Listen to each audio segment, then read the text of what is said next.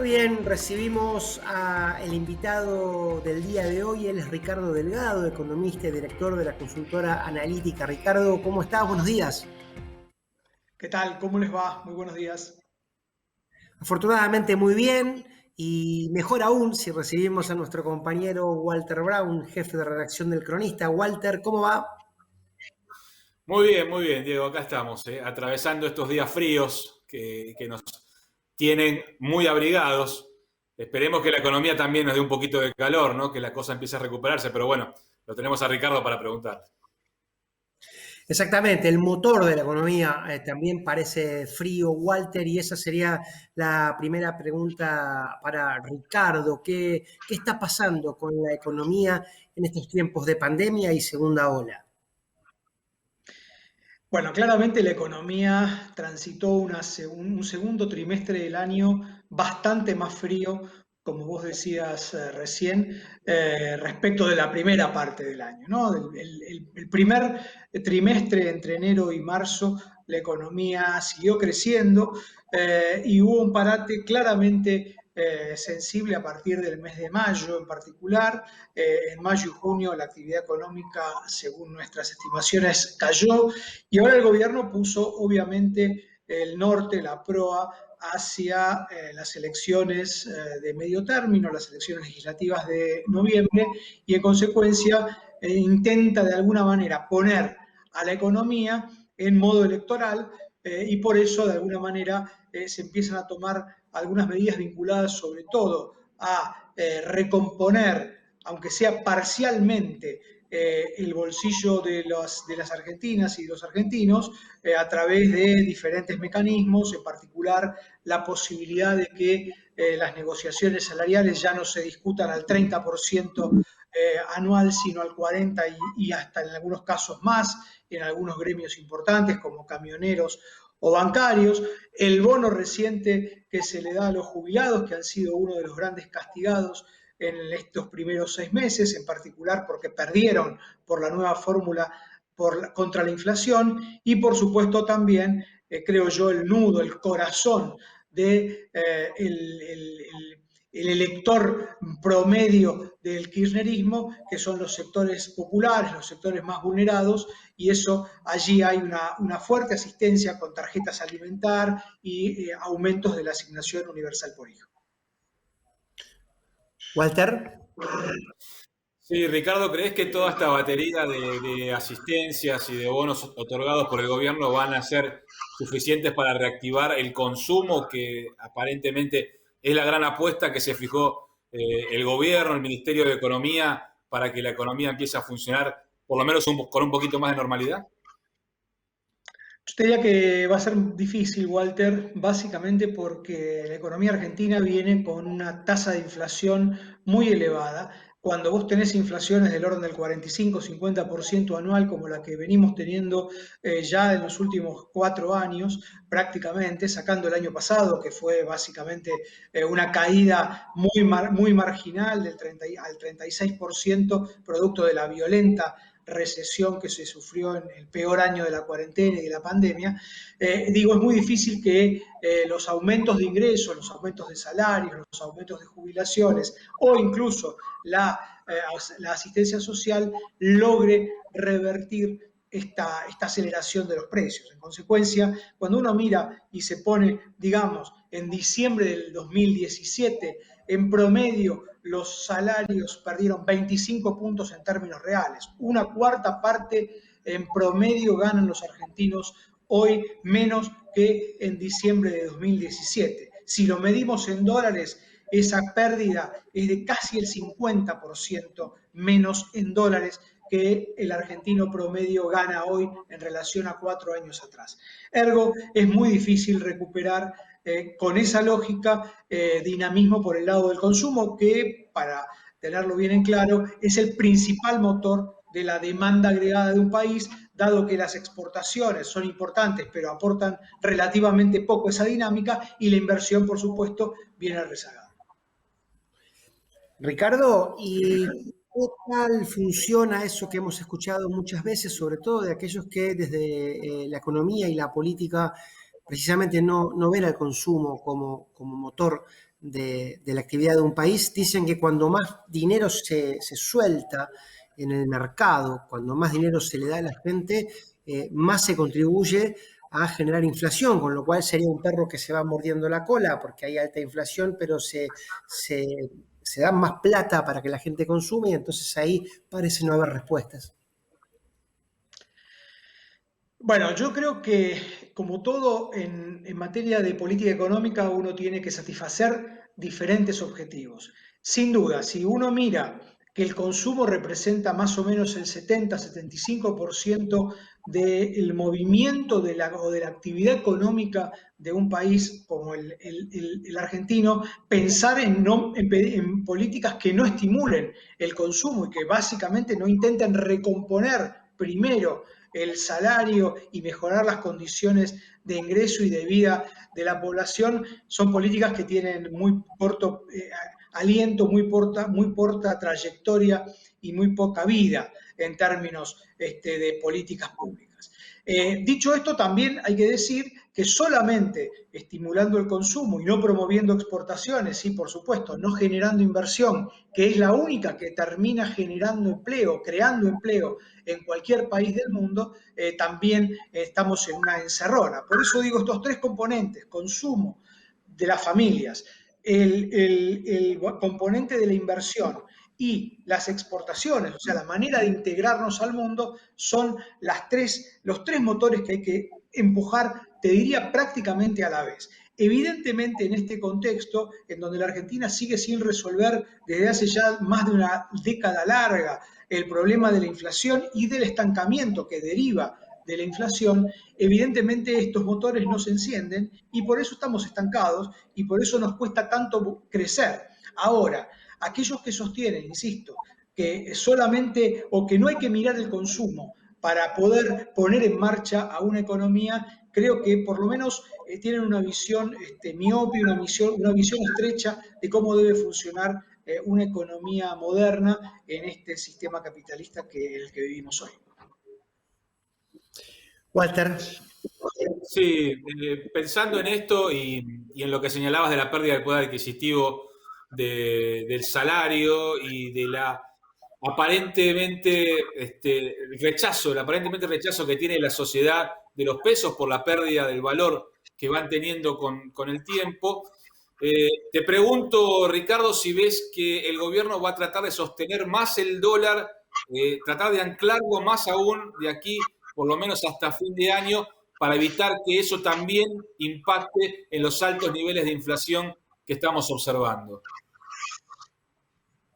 Bueno, claramente que una de las dos anclas centrales que tiene el gobierno para llegar a las elecciones en condiciones, yo no diría competitivas en materia económica, la oferta económica va a ser pobre este año para el oficialismo, pero sí al menos sin una crisis o un esbozo o un intento o mercados turbulentos desde el punto de vista del dólar. Claramente tiene que ver con justamente que esta variable que es central en la determinación de las expectativas de los argentinos esté administrada, llegue controlada y el gobierno de alguna manera viene intentando por diferentes vías de que eso así suceda. Claramente, la primera vía es que el dólar crezca menos que la inflación. Ya viene haciéndolo desde principios de año, profundizándose en los últimos 2 meses, en donde la inflación es del orden del 3% o algo más por mes, y la devaluación del dólar oficial es del orden del 1%. O sea, el dólar crece una tercera parte de lo que crece la inflación. El dólar del comercio exterior, de las exportaciones y de las importaciones. Ahora, por supuesto, del otro lado, y por eso se forma la brecha, están los dólares financieros o incluso el dólar blue, que en estas semanas han parecido despertar y por eso el gobierno, el Banco Central, la Comisión Nacional de Valores han de alguna manera endurecido aún más la posibilidad de operar en esos mercados, en particular para las empresas, no tanto para las personas físicas.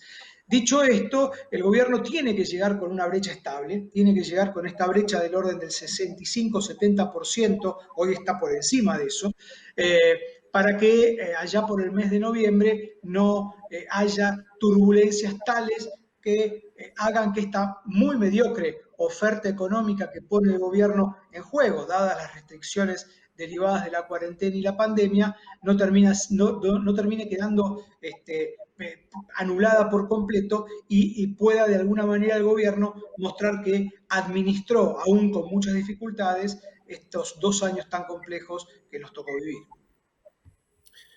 Ricardo, y bueno, se vienen las elecciones. ¿Vos crees que el gobierno intentará algún cambio de último momento?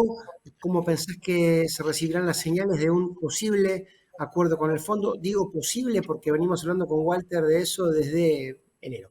Y es como decía Galeano, ¿no? El acuerdo del fondo es un auto, es lo que nos hace caminar, pero bueno, no lo abrazamos nunca. ¿Qué crees que puede pasar con eso? Cuando digo Galeano, no digo el juez Galeano, digo el querido Eduardo Galeano. No, entendí. Quedó claro, Eduardo Galeano.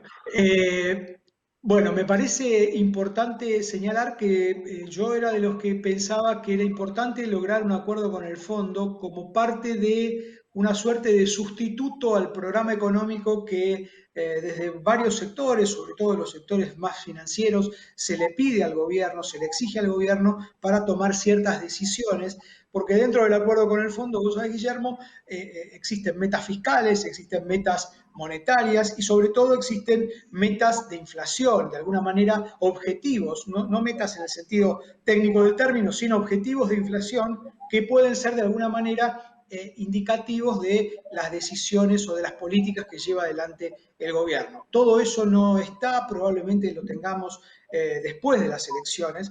Me parece importante señalar también que el fondo obviamente es el principal acreedor de la Argentina, que la Argentina no tiene los dólares suficientes para pagarle en estas condiciones al Fondo Monetario, que incluso haciendo algunos ejercicios, algunas simulaciones hacia adelante, con 10 años de plazo, aún se le va a ser muy difícil a la Argentina cumplir, no solamente con el fondo, sino también con los bonistas privados, con los pagos de deuda que las propias empresas privadas tienen que hacer para digamos, cancelar sus compromisos de inversiones que realizaron en la Argentina. En fin, todo el mundo de dólares, que es el mundo escaso sobre el cual la economía argentina se está moviendo, realmente es un mundo realmente muy, muy complejo, que creo que obviamente un acuerdo con el fondo va a servir para empezar a ordenarlo, pero me parece que lo que hacen falta son políticas públicas que ataquen los problemas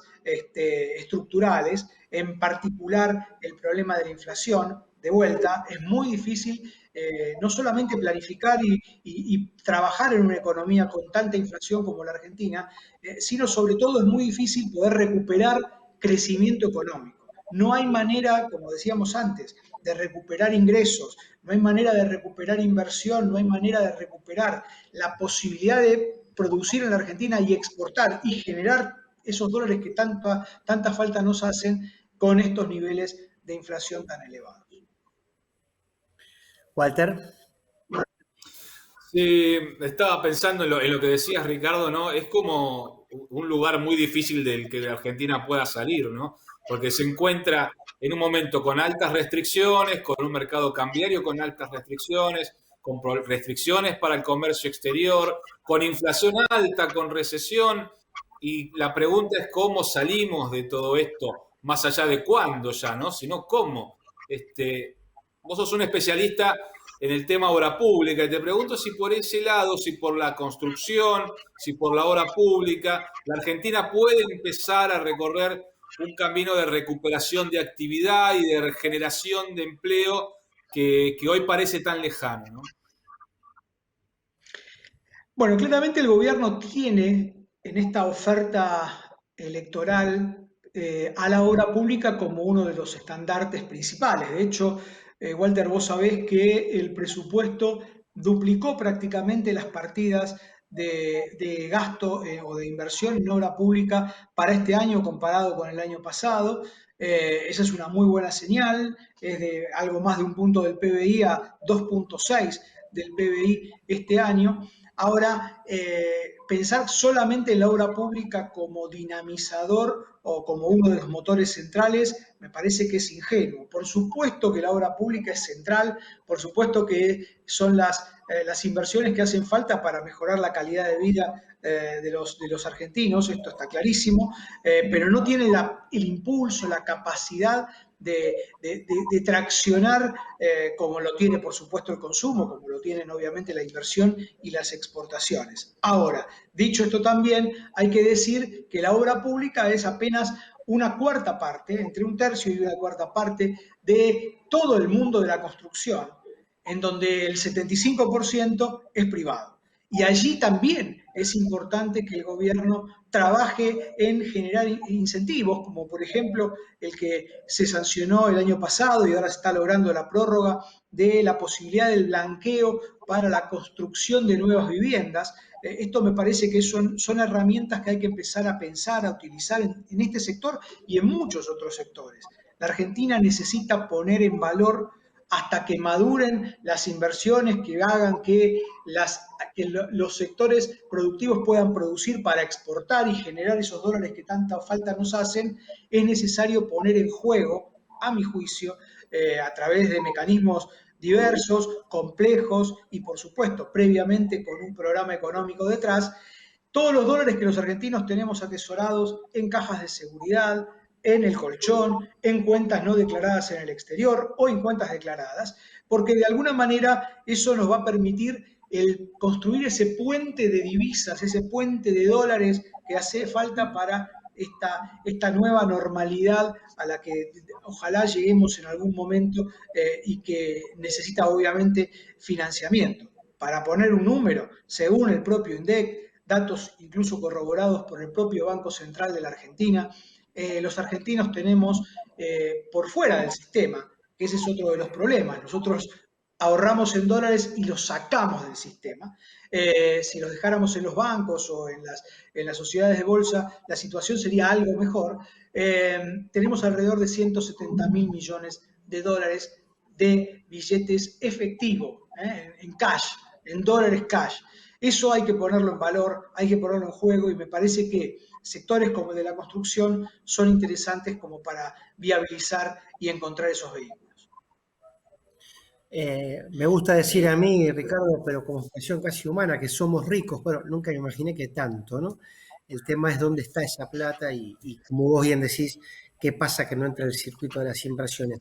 La última, brevemente, que se nos termina el tiempo, te preguntarán a vos siempre, cada vez que va a ser un asado, con distancia social, ¿qué va a pasar con el dólar? Si va a seguir el cepo, si esto es una cosa que quedó para quedarse. ¿Qué le respondes a esos que te preguntan y a los que nos están escuchando?